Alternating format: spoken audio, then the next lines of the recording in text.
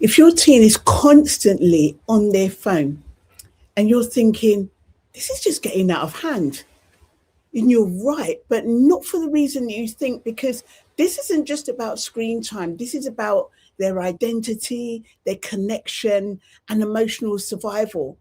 And so the other day, I was speaking with a parent, and they said to me, my daughter, when she's not on the phone, she's calm, she's herself, we connect, she listens to me. But when she's on the phone, I just lose her. And that stopped me, because what we're seeing isn't just an addiction, it's a young person trying to regulate how they feel. So phones aren't just entertainment these days, especially for our young people. They are a distraction from overwhelm, a way to avoid difficult emotions, and a place where they don't have to feel anything. So if you take the phone away, you're removing the coping mechanism. And this is something, so I just want to introduce our treasured possession that we use at Julian Campbell Foundation, and that is the JCF Mood Map. Because out of every behaviour, it sits on top of a feeling. And so looking at the JCF Mood Map is a mixture of two things: just how much or how little energy you've got and how you're feeling in that moment. Are you feeling really, really negative or rubbish, or are you feeling really, really positive? And, and it's those two things together, like how much or how little energy you've got and how you're feeling, that degree of pleasantness, like are you feeling rubbish or are you feeling pleasant, that give you that mood, that give you that feeling in that moment. And so if you look at the JCF Mood Map, on one side, so we've got it here, on the red side, we've got the high energy, low mood. So we've got the stress, we've got the anxiety, we've got the overwhelm. And then if you look down, you've got the blue side. So that will be like, it's still a negative mood, but it's more low energy when you're feeling sad, disconnected, grieving. And so we use at Julian Campbell Foundation, we use a JCF Mood Map so we can identify where a young person is, because when they look at the map and they can identify where they are, then that's half the problem. So, so once they know where they are, they have a choice. Do they want to move from their negative side onto the positive side? And then us as mentors, we give the young people, we give them a toolkit.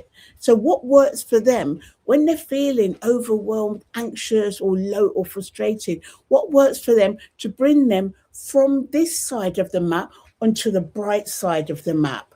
So that way they can, they're looking for a way out. So let's go back to the phone, because the phone becomes that way out when they're feeling like that and they're kind of like low mood, they're distracted, they're overwhelmed. Then that phone, and by playing with the phone, allows them to go from being anxious to distracted, lonely to connected, and low to stimulated. To being stimulated. But the thing is, it's temporary, because they're not processing the feeling that they have. They're escaping it. So your teen isn't just using their phone. They're building who they are on the phone. They're building up communities, who likes them, where they belong, whether they matter or not. So when we say to the young people, put your phone down, what they're hearing is disconnect from your world. Just stop it. And so with every scroll, our young people, especially our girls, are thinking, am I enough? Do I belong? And this is their nervous system. And in this way, because they're asking themselves constantly this question when they're looking at social media and other things in this comparison, their nervous system never, ever gets a break. And so this is why you might see in the eyes of the young person in your life that lifeless look, that look of irritability, or even shutdown, because it's an emotional overload. So instead of asking them how do I get that, instead of asking how do I get them off the phone, ask where are they on the mood map right now, because the phone is just a strategy. The feeling is actually the real story. So tonight, try this. Instead of saying like, oh, you've been on your phone all day, you can say, hey, where are you right now? Are you feeling more calm or a bit overwhelmed? Or you can say, well, if your mood had a place on this map, where would it be? And allow them to choose their mood. And if they're unable to choose their mood, they can choose a color.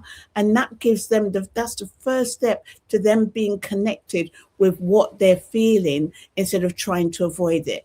And look, this is not about strict rules or getting it perfect. This is about small shifts that build connections. So maybe it's about having one meal a day where phones are away, not perfectly, just intentionally, or even winding down at a similar time in the evening. So there's a space where you can actually rest and connect without the phones. Or even letting the young person in your life see you switch off your phone and put it to one side, because that's what our young people are responding to most. It isn't what we say, it's what we're modeling. And sometimes sitting beside them matters more than taking the phone away. And I've spoken with many parents that at the bedtime, they will go and talk with their child. They'll be switch off their phones at 9 o'clock and they'll go and speak with them for the last 20 minutes of the day, and they'll really connect with them. So just the phone is not the enemy. And when a young person feels seen and heard and understood, they don't need to escape as much. So if this resonated with you, please comment map below and I'll share a simple version of the JCF Mood Map that you can see, that you can use at home. Because if you're navigating this right now, you're not alone. So thank you for watching this video. And there's also videos on how to use the mood map that you can use as well. So we'll see you in the next video in this series, Inside the Teenage Mind. Thank you.